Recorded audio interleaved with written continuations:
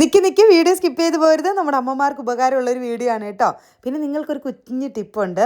ഈ തേങ്ങ തിരുമ്മി നമ്മൾ ഫ്രീസറിൽ വെക്കാൻ നേരം ഇതുപോലെ കട്ടിയായിട്ടിരിക്കത്തില്ലേ, അങ്ങനെ ഇരിക്കാതെ ഇതുപോലെ വളരെ സ്മൂത്തായിട്ട് നമുക്ക് ഇഷ്ടമുള്ള രീതിക്ക് എടുക്കാൻ പാകത്തിന് ഇങ്ങനെ തേങ്ങ വെക്കുന്നതെന്നും കൂടെ കാണിച്ചു തരാം. ഞാൻ പറഞ്ഞില്ലേ നമ്മുടെ അമ്മമാർക്ക് പറ്റിയ വീഡിയോ ആണെന്ന്, വേറെ ഒന്നുമല്ല. നമ്മുടെ കിച്ചണിൽ മസ്റ്റായിട്ട് നമ്മുടെ അമ്മമാർക്ക് മേടിച്ച് കൊടുക്കേണ്ട ഒരു പ്രൊഡക്റ്റ് കാണിച്ചു തരാം കേട്ടോ. കോക്കനട്ട് സ്ക്രാമ്പറാണ് ഞാൻ എൻ്റെ കിച്ചണിൽ മേടിച്ച ഏറ്റവും നല്ല ഉപകാരമുള്ള ഒരു പ്രൊഡക്റ്റാണ് കേട്ടോ ഇത്. കാരണം ഈ ഷോൾഡർ പെയിൻ ഇല്ലേ, നമ്മൾ ഈ തേങ്ങ ചിരവുണ്ടപ്പം അത് ഇല്ലാതെ നമുക്ക് പെട്ടെന്ന് 2 മിനിറ്റ് കൊണ്ടൊക്കെ ഒരു തേങ്ങ അങ്ങ് ചിരണ്ടി എടുക്കാൻ പറ്റും കേട്ടോ ഈ ഒരു ഇലക്ട്രിക് ചിരവയിൽ. അപ്പോൾ ഇത് നമുക്ക് 150 വോൾട്ടാണ് ഇതിൻ്റെ ഒരു മോട്ടോർ കപ്പാസിറ്റി വരുന്നത്. അതുകൊണ്ട് തന്നെ ഇൻവേർട്ടർ വേണമെങ്കിലും ഇത് യൂസ് ചെയ്യാൻ പറ്റും.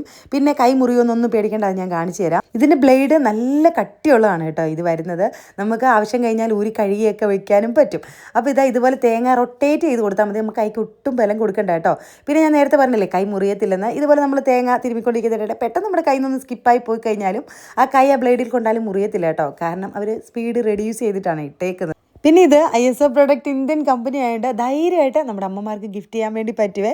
പിന്നെ ഇതിൻ്റെ നമ്പർ ഞാനിതാ ഇവിടെ കൊടുത്തിട്ടുണ്ട്, കോൺടാക്ട് ചെയ്താൽ മതിയേ. അപ്പം നമ്മുടെ ടിപ്പൊന്ന് നോക്കാം. തേങ്ങ ഫ്രീസറിൽ കട്ടിയാവാതിരിക്കുന്നത് എങ്ങനെയാണ്. ഒരു സ്റ്റീൽ പ്ലേറ്റിലേക്ക് തിരുമിയ തേങ്ങ ഇട്ട് കൊടുക്കാം. കുറച്ച് ഉപ്പിട്ട് കൊടുത്താൽ തേങ്ങ ചീത്തയാവാതിരിക്കുവേ. എന്നിട്ട് ഇതുപോലെ നിരത്തി വെച്ചിട്ട് ഫ്രീസറിൽ വെച്ച് കുറച്ച് നേരം കഴിഞ്ഞെടുക്കാം.